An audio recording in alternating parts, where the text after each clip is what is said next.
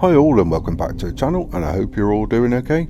Well, I think it's fair to say that FP1 and FP2 was a little bit exciting in the sense that Max Verstappen and Red Bull seemed to be on the back foot a little bit when it came to those two sessions, but I'm going to come on to that later. But first of all, I want to start off with Mercedes, because Mercedes aerodynamicist Gioacchino Vino has left Mercedes ahead of this weekend's race at Imola, according to the Times.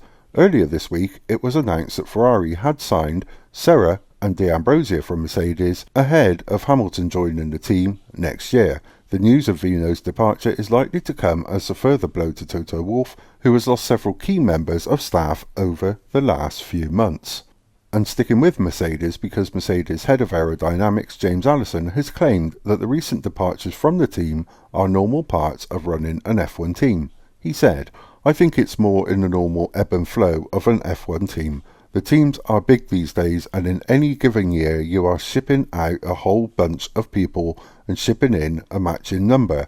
That will be true in nearly every team." He later added, "I don't think there's any point in me offering a commentary on motivation. Clearly a team needs to have a critical mass of experienced and good people, and we would not wish to see experienced good people leave us. But we also are gathering experienced and good people at a similar rate. So I guess it's our job to try and make sure we act in such a way as everybody would rather be with us than anywhere else." And with those two things combined, it does make you wonder if the problems with the W15 are driving people away, or whether there's some commitment to Lewis Hamilton and they want to go to Ferrari. I don't know. It's a really weird one. But then, talking of Lewis Hamilton, he's insisted that Mercedes are on an upward trajectory as they prepare to introduce their latest upgrades in Imola. He said, "From my side it's not been great or good at all, but the last race was positive and there's a long way to go. I'm just really excited for the developments that are coming. We've had a step in the last race and we've got a step this weekend, and there's more in the pipeline. I feel like we've found more of our North Star and what we need to do and change. It just takes time. The energy in the team is amazing. They are so resilient in this team. We just continue to push even though we've been knocked down quite a few times. We are just going to continue to keep our heads down and stay focused and try and do the best job we can each weekend."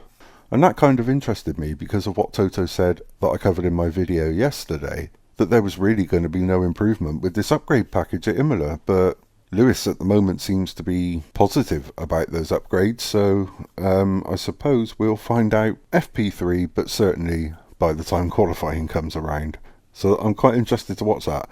And then moving on to James Vowles, because he's admitted that Logan Sargeant's seat is at risk as Williams continue to look at their driver options for 2025. Speaking after FP1 at Imola, Vowles told Sky Sports, "What I've already explained to him is that he is at risk. That's a simple matter of fact behind it. He has to perform above where he is. This is a meritocracy.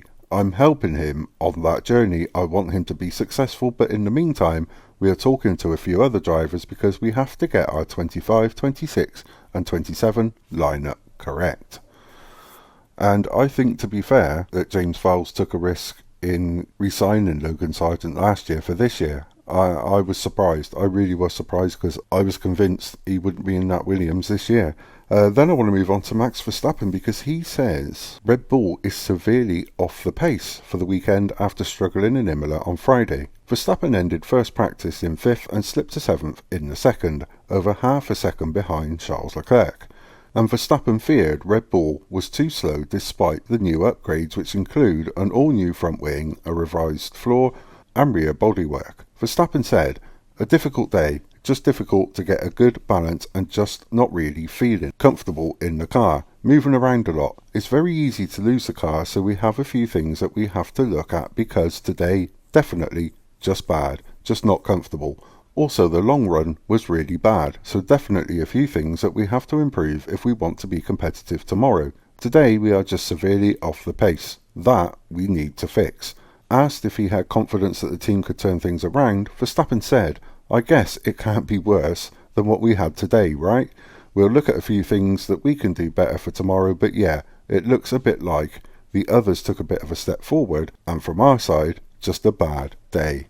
I mentioned in a video the other day where Marco contradicted what Horner had said about Max hitting that bollard, and it does make you wonder if there's some vulnerabilities in the RB20, and looking at that, maybe there is. Maybe there's just something in the setup there that they can't get right. Now, the lucky thing for Red Bull this weekend, it's not a sprint weekend, so it does give them that extra 2 practice sessions, technically, to try and nail this car down a little bit and get it working how they want. And then I want to finish off with, I don't even know if I can class this as a story, but it's to do with Adrian Nei. I've not seen a lot said about this at all, but I'm covering it because, just in case it's true. I'm not saying it is, but there's a possibility. Because according to the Daily Mail, Adrian Nei has already signed a contract with Ferrari and will link up with Lewis Hamilton in 2025. Despite the Ferrari deal being done, McLaren are said to be holding out hope that Nei will have a change of heart and join them instead. Williams have also been in talks with Nei, while Aston Martin are known to have already made an offer.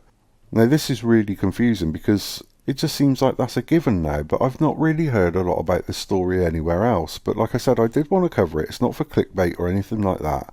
I just wanted to cover it just in case it's true.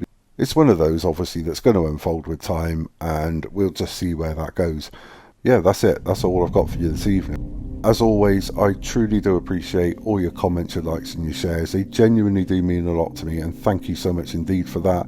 And as always, if you do like what I do, please consider pressing the like button, also press the subscribe button, and also press the notification bell so you get those all-important future warnings of my uploads. And as always, until the next time, take care.